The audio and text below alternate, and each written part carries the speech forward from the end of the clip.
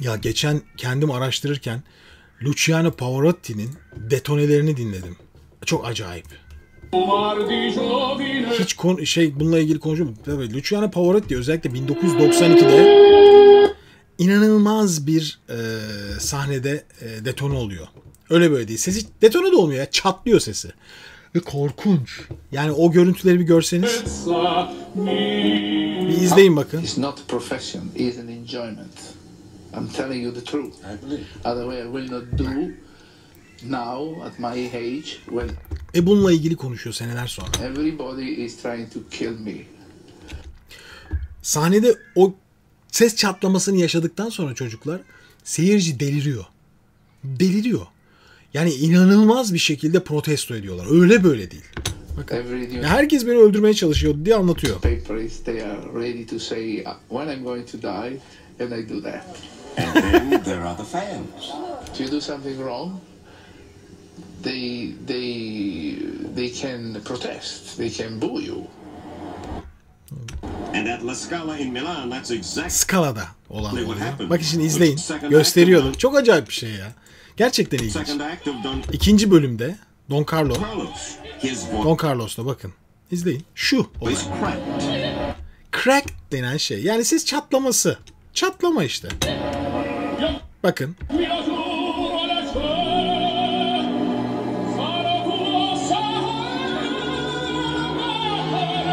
Bu. Bu kadar. Çok iyi, acımasız değil mi ya?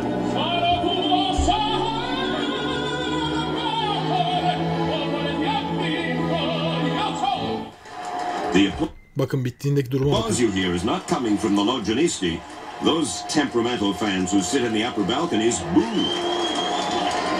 Yuhluyorlar. Bitiyor oyun.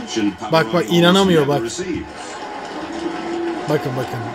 Ya çok acayip bir şey ya. Bir de opera sezonunun açılışında olan bir olay. Bakın şimdi çiçekleri atışa bakın. Bak.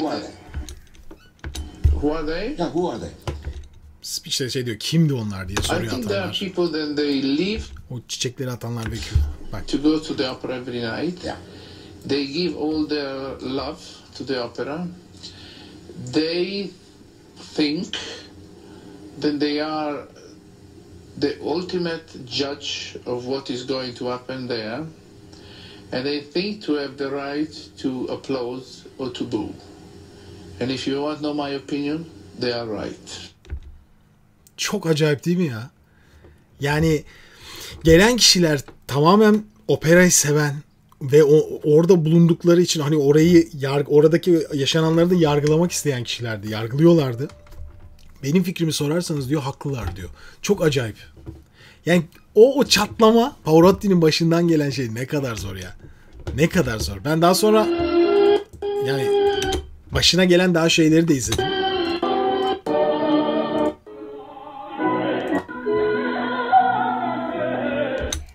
Abi ilginç olan şu. Şimdi mesela bununla ilgili olarak çok güzel çalışmalar yapılmış. Bilmiyorum ne kadar ilgilisiniz ama. Mesela şimdi bu şeyin oturmamasının birçok sebebi var. Yani bu crack dediğimiz şey, yani ses çatlaması denen şey aslında herkesin yaşadığı bir şey. Her dönemde yaşayabileceğiniz bir şey. Atıyorum ergenlik çağındasınız, 14 ve 15 yaşındasınız. Zaten hayatınız çatlamayla geçiyor. Çünkü ses ve vücut oluşumunu tamamlamaya çalışıyor.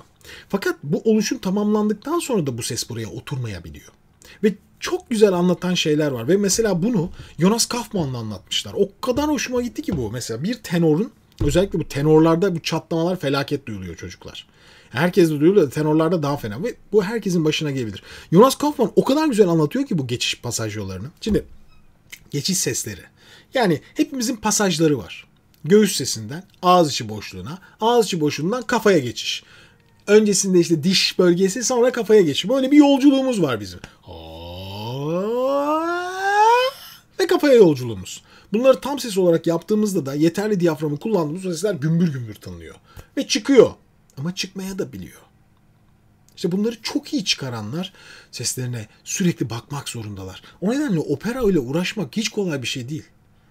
Gerçekten kolay bir şey değil. Karşınızda sizi çok yargılayacak ve perişan edecek bir seyirci de var. Türkiye'de ne şarkıcılar var sahnede detone çılgınlıklarını arıyorlar.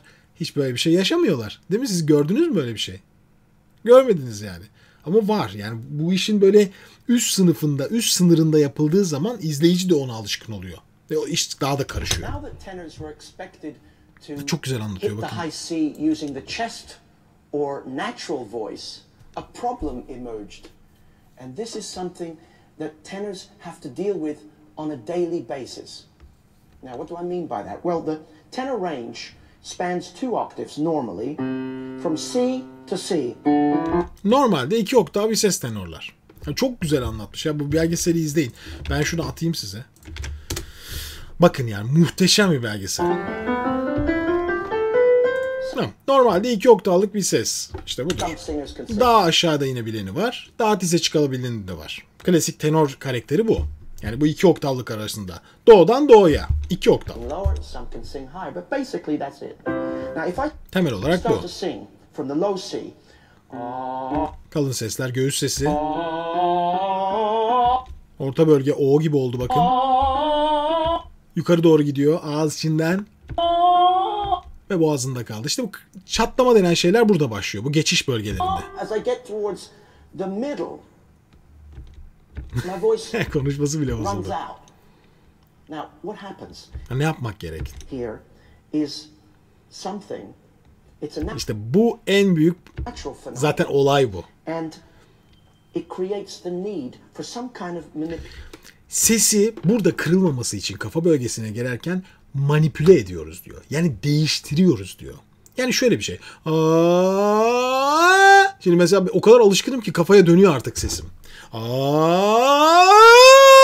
Benim alışmış ve artık makine böyle reflekslendirmişim ama normal şartlarda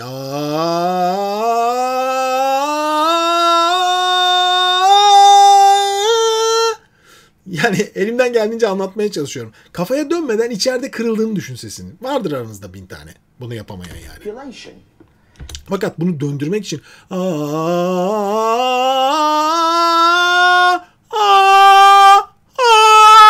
tam kafadan göğüs sesi değiştiriyoruz. Sesin yeri değişiyor. Şekli de değişiyor. Diye gidemiyorsunuz artık. İlk yakalayışı biraz ağzımızı küçülterek yapıyoruz.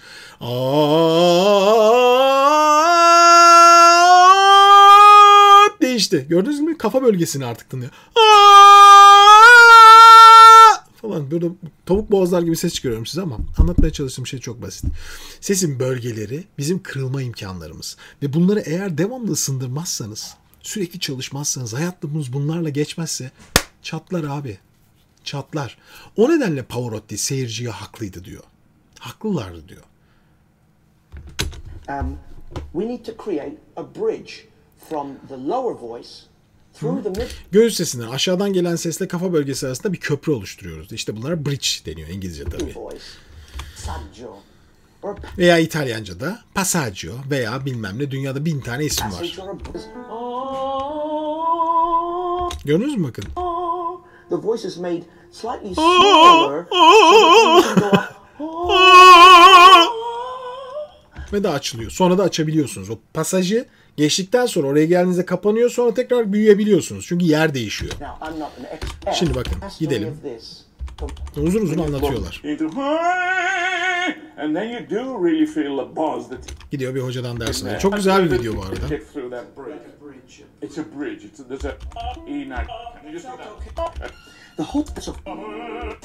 Jonas Kaufman'a bakın çocuklar ya. Ya aşk ya. Şimdi bu adamın bir tane bölgeyi çalıştırıyorlar. Göğüs sesinden kafaya geçme bölgesi. Tabii Jonas Kaufman inanılmaz bir tenor. Yani insan değil. Zaman zaman resmen dramatik bariton falan yapabilen bir adam.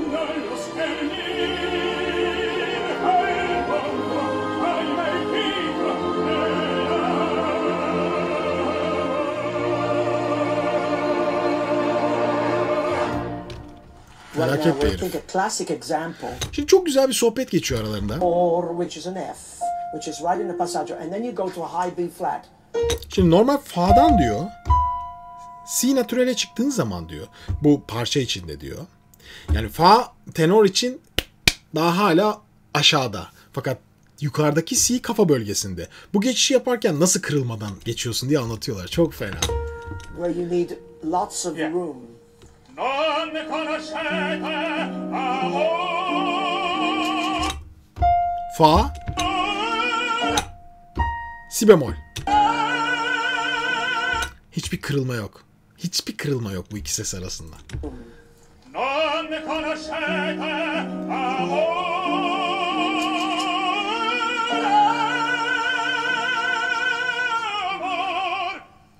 Well, F is for me. It's actually the note where I'm indecisive. Let's say whether it belongs to the upper or to the lower region. And there's one note in second act, sia soldato, and I'm never sure. In every performance, I do it differently because. Bakın. Diyor ki çok acayip güzel bir şey. Yani bu seviyede bir adam diyor ki bir türlü tam emin değilsiniz. Her yaptığınızda farklı performans alıyorum diyor. Ya, lan bu ne? Ne kadar zor. Dato, and I'm never sure. In every performance, I do it differently because also depending on the form of the day. Günlük performansım, kendi hissim, yani kendi nasıl hissettiğimle de alakalı. O kadar belirsizlik var ki. It just comes differently. Yani hep farklı geliyor. And but I think the more you think about it, the more difficult it becomes. The tone Falan. is Çok zevkli ya. Yani bu işin içinde olmak böyle bir rüyada gibisiniz.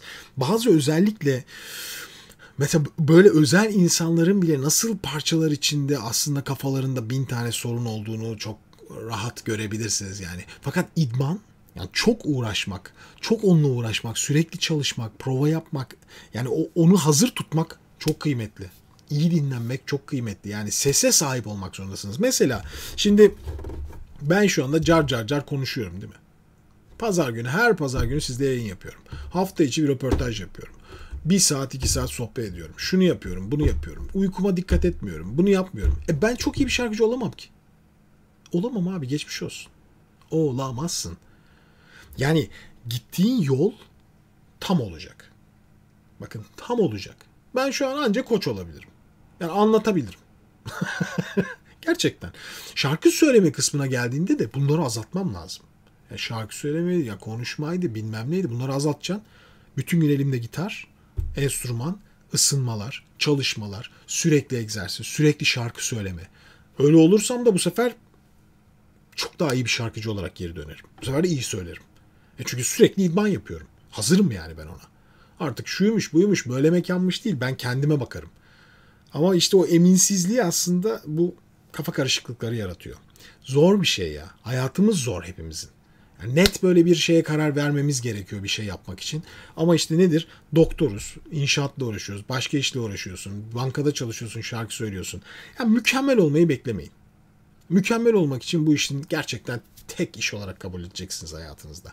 Başka hiçbir şey yapmayacaksınız. Yeteneğiniz olacak, çok yetenekli olacaksınız ama bir yandan da hayatınız müzik olacak. Ses olacaksa ses olacak. Bu kadar. Tek. Kabul etmiyor abi. Olmuyor. Ha, ya da iyi bir besteci olursunuz. Çok iyi sesiniz olmaz. Bir sürü kişi var öyle. Yani bir gün böyle söylersiniz, bir gün öyle söylersiniz. Yani kimse de size bir şey demez niye öyle yaptın diye. Çünkü şarkıların iyidir. Peki.